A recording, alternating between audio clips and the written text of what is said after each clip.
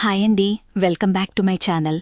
ఇంకా శంకర్నారాయణ గారి ఫ్యామిలీ మొత్తాన్ని కూడా మోసం చేయడం కోసం సింహాద్రి ఒక దొంగ పెళ్లి సంబంధాన్ని తీసుకొనొస్తాడు కదా. అతను ఎన్ఆర్ఐ కాదని తెలుసు, అతనికి జాబ్ లేదని తెలుసు, అతనికి ముందే పెళ్లయ్యే ఒక కొడుకున్నాడని తెలుసు. అన్నీ తెలిసినా సింహాద్రి అబద్ధాలు చెప్పి ఇతను ఎన్ఆర్ఐ, ఇతనికి జాబ్ ఉంది, అది ఇది అనేసి ఊరికే మోసం చేయడానికని చెప్పేసి నందుకి లేనిపోని అన్ని మాటలు చెప్పి మొత్తానికి పెళ్లి ఏర్పాట్లు చేసేస్తారు. ఇదంతా కూడా తేడాగా ఉంది. సింహాద్రి అంకుల్ ఎందుకింత విచిత్రంగా ప్రవర్తిస్తున్నాడు? నైట్ కి నైట్ ఎన్ఆర్ఐ సంబంధం ఎక్కడ్నించొచ్చింది? అసలు అంకుల్ ఏం చేస్తున్నాడు? ఈ అబ్బాయి మంచివాడా కాదా అనేసి ఎంక్వైరీ స్టార్ట్ చేస్తుంది జాను. ఇంకా జానుకి తోడుగా సూర్య కూడా నిలబడతాడు గదా. ఇంకా వాళ్ళిద్దరూ కలిసి వాళ్ళకి తెలిసినటువంటి వాళ్ళందరికీ కూడా అబ్బాయికి సంబంధించినటువంటి డేటా మొత్తం పంపిస్తారు. ఇంకా వాళ్లు చెప్పింది ఏంటి అంటే, పెళ్లి కొడుకు పెద్ద ఫ్రాడ్, అతనికి ముందుగానే పెళ్లైపోయింది, ఒక అబ్బాయి కూడా ఉన్నాడు, వాడు డబ్బుల కోసం పెళ్లిళ్లు చేసుకుంటూ ఉంటాడు, అమ్మాయిలని తర్వాత వదిలిపెట్టేస్తూ ఉంటాడు అనేసి నిజాన్నైతే చెప్పేస్తారన్మాట. ఇంకా జాను సూర్య గబగబా పరిగెత్తుకుంటూ మండపం దగ్గరికి వెళ్లేపటికి పెళ్లి కొడుకు నందు మెడలో తాలి కట్టబోతూ ఉంటాడు. ఈ పెళ్లి ఆపండి అని చెప్పేసి పెళ్లి ఆపేపిస్తుంది. పెళ్లి కొడుకు ఎలాంటివాడో ఏంటో అనేసి సాక్ష్యాలతో సహా నిరూపిస్తుందన్నమాట జాను. ఇంకా నందుకి విపరీతంగా కోపమొస్తుంది. ఏంటి నువ్వు నిజంగా ఎన్ఆర్ఐవి కాదా? నువ్వు ఫారెన్లో ఉండవా? నువ్వు అమెరికాలో కాదా ఉండేది? నన్ను ఎంత మోసం చేస్తావా అని చెప్పేసి నందు ఆ పెళ్లి కొడుకుని లాగిపెట్టి పీకుతుంది. ఇంకా సింహాద్రి కూడా ఇంకా కాసేపాగితే వాడు నా పేరు చెప్పేటట్టున్నాడు, ఈ సంబంధం మాట్లాడింది నేనే కదా అని చెప్పేసి సింహాద్రి కూడా వెళ్లి పెళ్లి కొడుకుని టపటపా 4 పీకులు పీకుతారు. ఇంకా అక్కడ పెళ్లికొచ్చిన వాళ్ళందరూ కూడా నందు దురదృష్టవంతురాలు, ఫస్ట్ పెళ్లి కుదిరితేనేమో మా నాన్న చనిపోయాడు, వాళ్ల నాన్న శంకర్నారాయణ, రెండోసారి పెళ్లి కుదిరితే పెళ్లి కొడుకు మంచోడు కాదు, ఈ అమ్మాయికి పెళ్లి కాదు, అది ఇది అనేసి రకరకాల మాటలంటూ ఉంటే శారదాగారు బతిమలాడుతూ ఉంటారు కదా. అమ్మా నందు, జనాలందరూ చూడు ఎలా అనుకుంటున్నారో, ఇంక నీకు పెళ్లయ్యే అవకాశాలు కూడా ఉండవు, నా మాట విను తల్లి, నిన్ను ప్రాణాతి ప్రాణంగా ప్రేమిస్తున్నటువంటి మురళిని పెళ్లి చేసుకో తల్లి అనేసి అంటూ ఉంటే, అమ్మా నేను చచ్చిపోను అన్నా చచ్చిపోతాగాని మురళి భావన మటుకు పెళ్లి చేసుకోను అనేసి నందు తగేసి చెప్తుంది. ఇంకా శారదాగారు, సరే నువ్వు ఇంతగా చెప్తున్నావు కదా, నేను ప్రాణాలతోటి బతకలేను, నేను చచ్చిపోతాను అనేసి గబగబా వెళ్లి రూంలో డోర్ వేసేసుకుంటుంది. ఆ శారదాగారి వెనకాలే అందరూ వెళ్తారు. అమ్మా డోర్ తీయమ్మా, ఏంటమ్మా నువ్విలా ప్రవర్తిస్తున్నావు, అమ్మా తీయమ్మా అని చెప్పేసి మొత్తానికి అట్టవేలకి ఆ డోర్ అయితే ఓపెన్ చేసేస్తారన్మాట. ఇంకా అందరూ కలిసి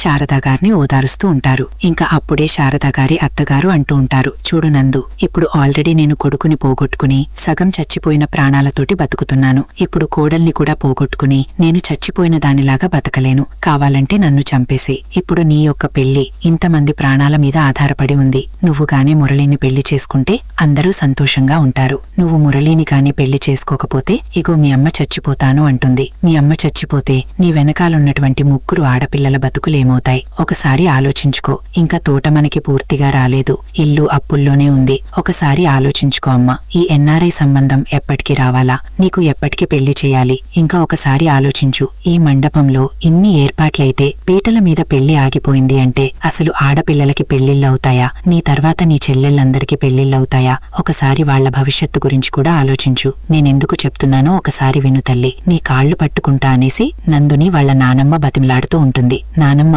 నువ్వేంటి అలా మాట్లాడుతున్నావనేసి అనగానే, నేను మాట్లాడేది నిజమే తల్లి, ఒక్కసారి ఆలోచించమ్మా అని చెప్పేసి నందుకి చెప్తుంది. ఇంకా శారదాగారు కూడా అంటారు, నువ్వు పెళ్లి మురళీబావని చేసుకుంటావా లేదంటే నన్ను చచ్చిపోమంటావా, ఎందుకంటే ఇలాంటి అవమానాలు ఇవన్నీ బరాయిస్తూ నేను బతకలేను, నీకు తెలుస్తుందా జనమందరూ చూడు ఎలా అనుకుంటున్నారో, వీళ్లందరి మాటలు వింటూ నేనైనా ఎలా ఉండగలను, కాబట్టి మురళిని పెళ్లి చేసుకో అమ్మా, ఒప్పుకో అమ్మా, ఒప్పుకో అనేసి అంటూ ఉంటే ఇంకా చివరికి నందు వాళ్ల అమ్మ శారదాగారిని గట్టిగా హక్ చేసుకుంటుందన్నమాట. అంటే పెళ్లికి ఒప్పుకున్నట్టే కదా. ఇంకా అందరూ సంతోషంగా నందుని పీటల మీద కూర్చోబెడతారు. మురళిని కూడా అందరూ ఒప్పిస్తారు. మురళికి ఆల్రెడీ నందు అంటే పంచప్రాణాలు కాబట్టి మురళి చక్కగా ఒప్పేసుకుంటాడు. ఇద్దర్నీ కూడా పీటల మీద కూర్చోబెడతారు. మురళిని కూడా పెళ్లి కొడుకులాగా మంచిగా పంచికట్టు అన్ని కట్టేసి పెళ్లి కొడుకులాగా ముస్తాబు చేసి పీటల మీద కూర్చుంటారు. ఇంకా పంతులు గారు మంత్రాలు స్టార్ట్ చేస్తారు. పాపం అంతా కూడా జరుగుతూ ఉంటుంది. ఇక మురళి తాళి కట్టే టైం దగ్గరికొస్తుంది. ఆ తాళి పట్టుకుని ఇలా నిలబడేలోపు నందు ఒక్క ఒక్కసారిగా తను ఫస్ట్ నుంచి కూడా అమెరికా సంబంధం, ఫారిన్ సంబంధం, నేను ఎన్ఆర్ఐని పెళ్లి చేసుకోవాలి అనేసి చాలా కలలు కంటుంది కదా, అవన్నీ తలుచుకుంటుందన్నమాట. నేను అమెరికాకి, ఇండియాకి ఫ్లైట్లో తిరుగుతాను, మన ఇంటికి కూడా ఫ్లైట్లోనే దిగుతాను, నేను అమెరికాలో అడుగు పెడతాను, అమెరికా సౌందర్యం అంతా చూస్తాను, అమెరికాలో హ్యాపీగా ఉంటాను, నేను ఎన్ఆర్ఐ సంబంధమే చేసుకుంటాను, జాబ్ వాడిని చేసుకుంటా అనేసి ఫస్ట్ నుంచి కూడా తన కలలు కంటూ ఉంటుంది కదా. ఆ కలలన్నీ కూడా ఇవాళ కలలైపోయాయి అని చెప్పి చాలా కళ్ళ వెంట నీళ్లు కార్చుకుంటూ ఇష్టం లేకపోయినా సరే వాళ్ళమ్మ చచ్చిపోతాను అంటుందన్న ఒక్క విషయంతోటి బలవంతంగా పాపం మురళిని పెళ్లి చేసుకోవాల్సిన సిచ్యువేషన్ కాబట్టి ఇంకా పీటల మీద కూర్చుని ఏడుస్తూ ఉంటుంది. మురళి ఒక్కసారి తాలిపట్టుగా చూస్తూ తాలిపట్టు వైపు ఏడుస్తున్నటువంటి నందు వైపు చూస్తూ ఉంటాడనమాట. ఇంకా చేసేది ఏమీ లేదు. ఇంకా శారదా గారు చచ్చిపోతారేమో, నా అమ్మమ్మ ఏమైపోతుందో అనేసి ఆలోచిస్తూ అమ్మకి ఇప్పుడు నేను నందుని పెళ్లి చేసుకున్నాను అని తెలిస్తే అమ్మ ఏం కోప్పడుతుందో ఏంటో, అమ్మకసలు తెలియకుండానే నేను ఈ పెళ్లి చేసుకోవాల్సి వస్తుంది అని చెప్పేసి మురళి కూడా చాలా బాధపడిపోతూ ఉంటాడు. మొత్తానికి ఇంకా నందు మెడలో తాలి కట్టేస్తాడు. అందరూ చాలా చాలా హ్యాపీగా ఫీల్ అయిపోతారన్నమాట. ఇంకా చక్కగా ఆ మురళి నందు మెడలో తాలి కడుతూ ఉంటే వెనకాలున్నటువంటి గౌతమి నందు చెడ పట్టుకుని ఉంటుంది. మురళి 3 ముళ్ళు వేస్తాడు. జరగాల్సిన సాంగినాలన్నీ జరిగిపోతాయి. హ్యాపీగా మురళికి నందుకి పెళ్లైపోతుంది. మురళి హ్యాపీ, నందు మటుకు పాపం చాలా సాడ్ గా ఫీల్ అయిపోతూ ఉంటుంది. ఇంకా ఇక్కడ ఇలా జరుగుతూ ఉంటే ఇంకా మురళి వాళ్ళమ్మ శాంతా గారు మురళికి కూడా పెళ్లి సంబంధం చూస్తారు కదా. అమ్మా, ఇప్పుడు కాదు నా పెళ్లి, నందు పెళ్లైపోయిన వెంటనే మనం పెళ్లి చూపులకు వెళ్దాము, ఆ సంబంధం ఓకే చేసుకుందాము, నువ్వు అనుకున్నట్టుగానే నా పెళ్లి కూడా చేసేద్దు గాని అని చెప్పేసి మురళి మాట ఇచ్చాడు కదా. అందుకోసమే శాంతా గారు ఇంటి దగ్గర ఏర్పాట్లన్నీ చేసేసుకుంటూ ఉంటారు. ఇంకా అక్కడ నందు పెళ్లైపోతుంది. మురళి వస్తాడు. మేము పెళ్లి చూపులకు వెళ్దాము, మాకు పిల్ల నచ్చి అంతా అయితే తాంబూలాలు మార్చేసుకుని ముహూర్తాలు కూడా పెట్టేసుకురావాలన్న ఉద్దేశంతోటి ఊర్లో ఆడవాళ్లందర్నీ పిలుచుకుంటారు. బాజా భజంత్రీలు, బ్యాండ్ మేళంతోటి పెళ్లి చూపులకని బయలుదేరడం కోసం హడావిడి చేసేస్తూ ఉంటే ఇంకో పక్క బాబీనుంటాడు కదా, వాడు డాన్సులేసుకుంటూ వేరే లెవెల్లో ఖుషీగా ఉంటాడనమాట. ఇంకా అప్పుడే ఇంటి ముందుకొచ్చి కారు ఆగుతుంది.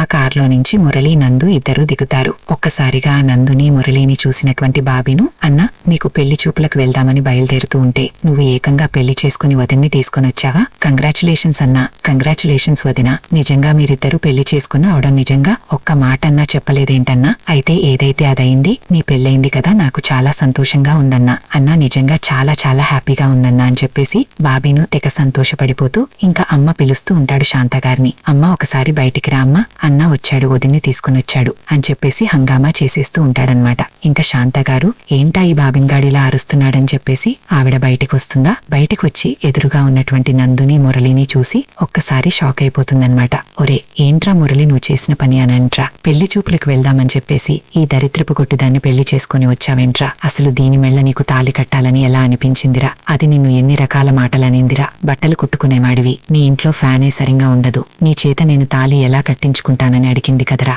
అలాంటి దాంతో నువ్వెలా కాపురం చేయాలనుకుంటున్నావురా? దాన్ని ఎలా పెళ్లి చేసుకోవాలనిపించిందిరా? అది ఎంత పొగరుమూతుదో నీకు తెలుసా? అసలు దాన్ని ఎందుకు పెళ్లి చేసుకున్నావురా? దానికి పెళ్లి సంబంధం కుదిరింది కదరా అని చెప్పేసి పాపం రకరకాల ప్రశ్నలు వేస్తూ ఉంటే ఇంకప్పుడు మురళి అంటాడు, అయ్యా అమ్మా, నందుకి కుదిరి పెళ్లి సంబంధం మోసగాడమ్మా వాడు. నందుని మోసం చేయాలని చెప్పేసి ఈ పెళ్లికి ఒప్పుకున్నాడు. ఆ విషయం తెలిసి ఇంకా పెళ్లి కొడుకుని పోలీసులకు పట్టిద్దామనుకుంటే ఇంకా జానుయే కొట్టి పంపించేసింది అక్కడి నుంచి. కాబట్టి నేను నందు మెడలో తాళి కట్టాల్సి వచ్చింది. పీటల మీద పెళ్లైపోతుంది అంటే ఆ మావయ్య వాళ్ల ఫ్యామిలీకి పరువు తక్కువ కదా, అందుకే నేను మావయ్య వాళ్ల పరువు నిలబెట్టాలి అని నందు మెడలో తాళి కట్టాలమ్మా అని చెప్పేసి మురళి చెప్తాడనమాట.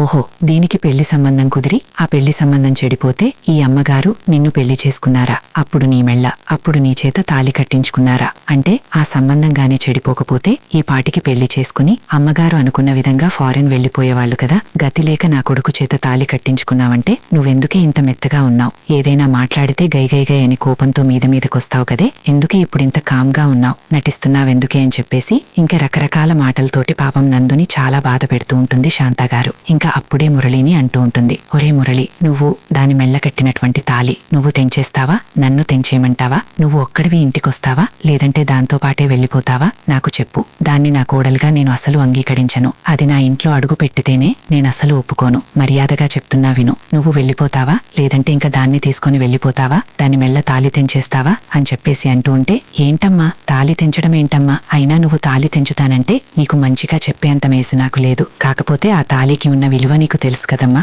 ఒక్కసారి పెళ్ళైన తర్వాత అలా మెడలో తాళి తెంచుతారా, నువ్వు ఒక్కసారి ఆలోచించమ్మా, ఎందుకమ్మా అలా మాట్లాడుతున్నావనేసి అనగానే, నాకసలు ఇది ఇంటి కోడలంటేనే నాకు నచ్చదు, అసలు ఫస్ట్ నుంచి కూడా దీనికి నాకు పడదు. అలాంటిది నా ఇంటి కోడలుగా నా ఇంట్లో ఉంటానంటే నేనెలా ఒప్పుకుంటాను? చెప్తున్నాను విను. నీకు నందు కావాలి అంటే ఈ అమ్మ చచ్చిపోయింది అనుకో, ఇక్కడ్నించి వెళ్ళిపో, అసలు నువ్వు నా కళ్ల ముందు కనపడద్దు, నువ్వు వెళ్ళిపో అని చెప్పేసి శాంతగారు ఇంక నందు మెడలో తాలిపొట్టు తెంచిపోతూ ఉంటారన్మాట. ఇంకా అప్పుడే జాను వచ్చి, ఏంటత్తయ్యా నువ్వు చేస్తున్నదేంటి, అసలు తాలి తెంచిపోతావేంటి, శుభమా అని ఇప్పుడు పెళ్లి చేసుకొనొస్తే అలా తాలి తెంచుతావేంటి, అసలు నీకు మైండుందా, వదులత్తయ్యా వదులు అని చెప్పేసి ఇంక నందు మెడలో తాలి తెంచబోతూ ఉంటే శాంతగారిని దూరంగా నెట్టేస్తుంది జాను. పడిపోబోతున్నటువంటి శాంతగారిని బాబిని గట్టిగా పట్టుకుంటాడు. పడకుండా, చూడత్తా, నిన్ను నేను అగౌరవపరచాలని కాదు, నిన్ను బాధపెట్టాలని కాదు, వాళ్ల మెడలో తాలి తెంచడం చాలా తప్పు కదా, అలాగ చేయకూడదు కదా అత్తా అని చెప్పేసి బుద్ధి చెప్తూ ఉంటుందన్నమాట శాంతగారికి. శాంతగారు అయినా ఒప్పుకోరన్నమాట. మీ అక్క నా ఇంట్లో అడుగు పెడితే నా సేవం చూడాల్సి వస్తుంది, ఆ ముందు మీ అక్కని మీ బావని తీసుకొని ఇక్కడ్నించి వెళ్ళిపో అని చెప్పేసి అనగానే ఇంక జాను మురళిని నందుని తీసుకొని ఇంటికి రివర్స్ అయ్యి వెళ్ళిపోతూ ఉంటుంది. ఇంకా అక్కడ ఇంటి దగ్గర శారదగారు చాలా సంతోషంగా ఉంటారు. కూతురు పెళ్ళైపోయింది, హ్యాపీగా ఉండొచ్చు అని చెప్పేసి ఆవిడ హ్యాపీగా ఇంట్లో ఉన్న వాళ్ళందరికీ బంధువులకి టీలు కాఫీలు అందిస్తూ ఉంటే గౌతమి కిన్నెర సంతోషంగా వాళ్ళ ఫ్రెండ్స్ తోటి మాట్లాడుతూ ఉంటే ఈలోపే ఇంటి ముందుకి కారొచ్చి ఆగుతుందన్నమాట.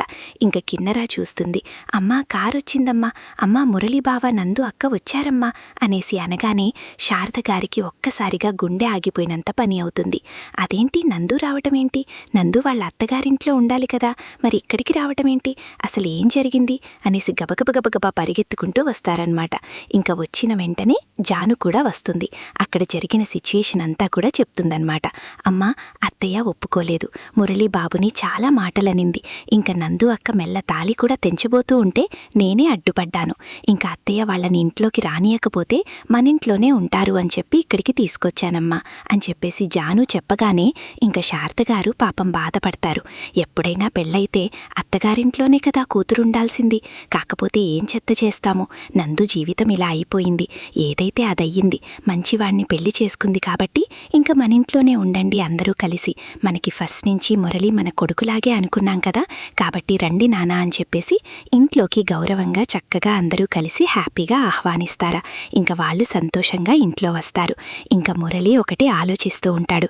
ఇంక నందుని పెళ్లి చేసుకుని వెళ్ళినప్పుడు అక్కడున్న వాళ్ళందరూ అంటూ ఉంటారు కదా, నీ కొడుక్కి పెళ్లి చూపులన్నావు, వాడు ఏకంగా పెళ్ళే చేసుకొనొచ్చాడు, ఈ విషయం మాకు చెప్పకుండా మమ్మల్ని హడావిడి చేసి పెళ్లి పనులు నిశ్చితార్థం పనులు అది ఇది అని చెప్పేసి అనవసరంగా ఓవరాక్షన్ చేశావేంటి శాంతమ్మ, నీ కొడుక్కి ఫస్ట్ నుంచి కూడా నందు అంటే ఇష్టం కదా, అందుకే నందుని పెళ్లి చేసుకొనొచ్చాడు, ఇంక నిన్ను పక్కన పెట్టేసినట్టే, నీ బతుకు చూసుకో అది ఇది అని పక్కన వాళ్ళందరూ అంటారు కదా, ఆ విషయం గురించి మురళి ఆలోచిస్తూ పాపం అమ్మని చాలా బాధ పెట్టాను, అమ్మ పరిస్థితిలో ఉంటే ఎవరైనా అలాగే మాట్లాడతారు కదా, అమ్మకి చెయ్యకుండా పెళ్లి చేసుకుని నేను తప్పు చేశాను కదా, నిజంగా అమ్మ మనసు చాలా బాధపడి ఉంటుంది, అమ్మ నన్ను పంచి ప్రాణాల కంటే ఎక్కువగా పెంచుకుంది, అమ్మకు నేను నాకు అమ్మలాగే పెరిగాను కదా, అమ్మకు చెప్పకుండా పెళ్లి చేసుకున్నానని చెప్పేసి పాపం మురళి బాధపడిపోతూ ఉంటాడు.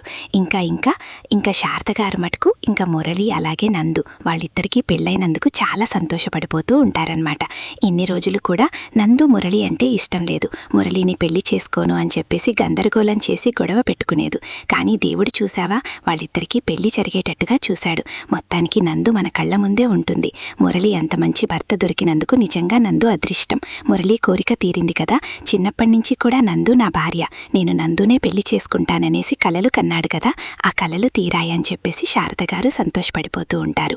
మొత్తానికి ఈరోజు సీరియల్ ఎపిసోడ్ ఈ విధంగా జరిగిందండి. నందుకి మురళికి పెళ్ళైపోయింది కదా, సీరియల్ బాగుండి చక్కగా ఉంది, అర్థమైంది అనుకుంటే మర్చిపోకుండా నా ఛానల్ని లైక్ చేయండి, షేర్ చేయండి, సబ్స్క్రైబ్ చేసుకోండి, అలాగే కింద బెల్ సింబల్ ఉంటుంది కదా, దాన్ని గట్టిగా ఒక బాధేసేయండి. రేపు రాబోయే ఎపిసోడ్లో మళ్ళీ కలుద్దాం, అంతవరకు ఉంటా మరి, బాయ్.